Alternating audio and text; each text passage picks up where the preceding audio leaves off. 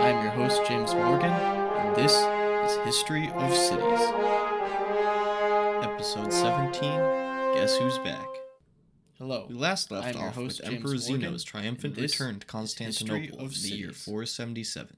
The emperor had Episode been chased out of the 17, capital Guess by a Who's court Back? conspiracy that was backed We by last a left restive off with populace. Emperor Zeno's triumphant Zeno's return to Isaurian Constantinople heritage in had the never year sat well with the 477. citizens of The emperor Constantinople, had been chased but out he of was the willing to capital by a overlook their court prejudice and conspiracy rule that was over the backed by Eastern a Empire restive without populace. too much animosity Zeno's towards his own Isaurian people. heritage had never Now that sat he was well back with in the citizens charge, of there were a few Constantinople, pressing issues but he was Zeno had willing to to deal with. overlook their prejudice and The world rule had over not the stood Eastern still Empire while the emperor without was too much held captive in animosity towards his Isauria. own people. In particular, Now that he was back Constantinople in had been the charge, there were epicenter a of a few lot of pressing issues unrest Zeno during the had to short deal reign with. of Basiliscus the The world had Usurper. not stood still while the Luckily, emperor was held the return of captive the in imperial Isauria. treasury that Zeno In had particular, expropriated Constantinople helped had been the alleviate some of epicenter the of a stress lot of that the city unrest was during under. the short reign of Outside the city, Basiliscus the the Eastern Usurper. Empire was now full of Luckily, men who saw the return of rise the of imperial Basiliscus treasury that as Zeno a had sign that expropriated revolting against Zeno helped was not alleviate as some of the stress insurmountable a that the task city as was they had under. previously Outside the believed. city, the All Eastern throughout Empire the was realm, now full of men pretenders who to saw the throne rise were of sharpening their Basiliscus blades and as a eyeing sign the that gleaming revolting capital against Zeno hungrily. was not as But the event that took precedence and in the larger view of history completely overshadowed them was the development of the political situation in the Western Roman Empire. Actually, development carries the implication that there was something constructive about the changes happening in the West. In reality, the imperial system that had ruled over the largest land empire in European history was not developing, but rather meeting its terminal end. The Western emperors had seen their authority gradually erode during the last 100 years, and in the last few years in particular, the once absolute power in the West had completely disintegrated. Fittingly, after a string of incredibly short-lived emperors, the mantle of imperator of the West was taken up by a young boy named Romulus Augustus. Apart from sharing names with both the first king and the first emperor of Rome, the kid was not even close to being fit to wrestle his ancient empire back from the abyss. Finally, in 476, a chieftain from the lower Danube region of the empire, a man by the name Odoacer, took the opportunity to deliver the final death blow to this completely rotted foundation. Romulus Augustus was deposed around the same time Zeno was marching back into Constantinople after his forced vacation. Rather than deal with the headache of provoking the Eastern Empire and forcibly restoring order to the West, Odoacer sent Zeno the imperial insignia of the West and told him that he wanted Zeno to be the emperor of a newly united Roman Empire. All he asked in return was for Zeno to recognize him as governor of the Western provinces, and told him he would rule in Zeno's name. Now, I know I said way back in episode 13 that Theodosius the Great was the last emperor of a united Roman Empire, and sticklers might say that, well, now Zeno was ruling over the united empire as sole sovereign. To that, I argue the end of the Western-Eastern split did not necessarily mean the empire was now singular. Furthermore, Zeno only ruled over the Western provinces very loosely. It was really Odoacer who took to going by the title Rex, or king, who controlled Italy, while an absolutely eclectic group of warlords, kings, chieftains, and generals held control of the now completely fractured Western provinces.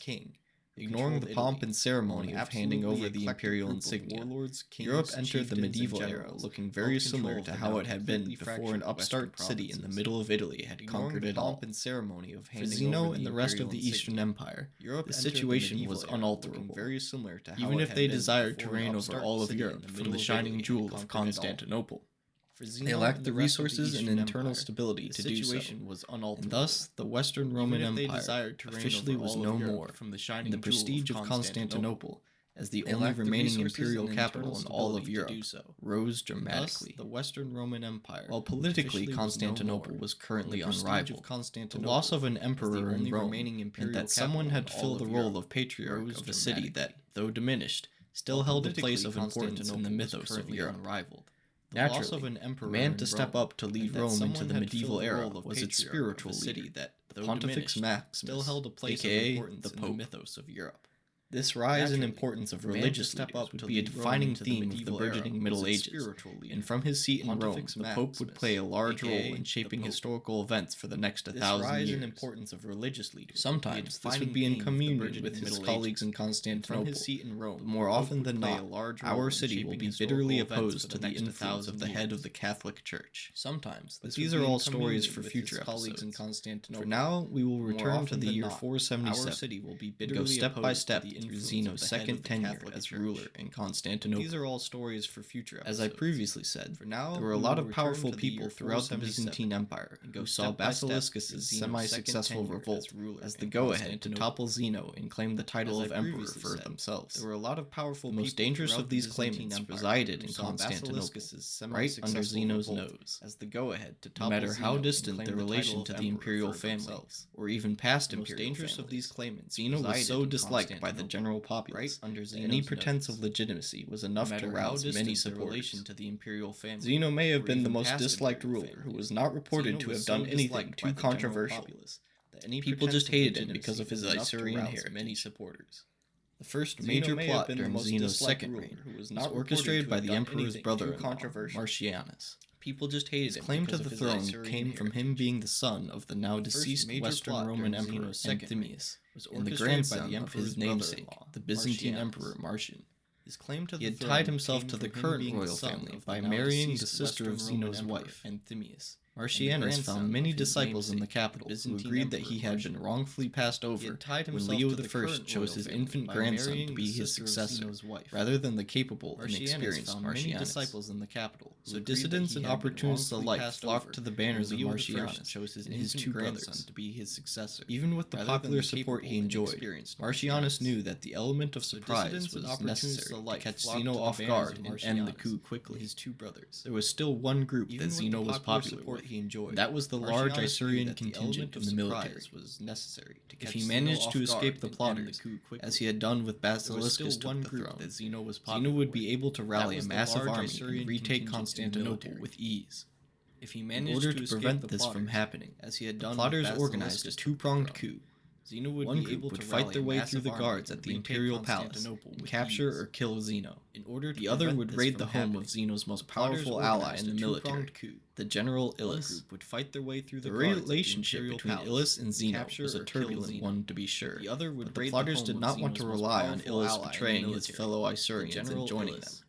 Basiliscus had made this mistake, and when Ilus swapped sides again, it had spelled an end to his usurpation. With the plans all set, the two rebel contingents set out in broad daylight to depose the recently reinstated emperor. They found initial success at the imperial palace, where they overcame the guards and very nearly captured Zeno.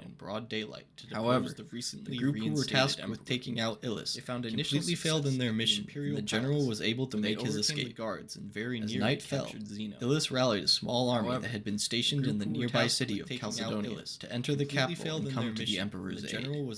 He was able to use the threat of this approaching professional and disciplined army to convince some of the amateur insurrectionists into abandoning the cause.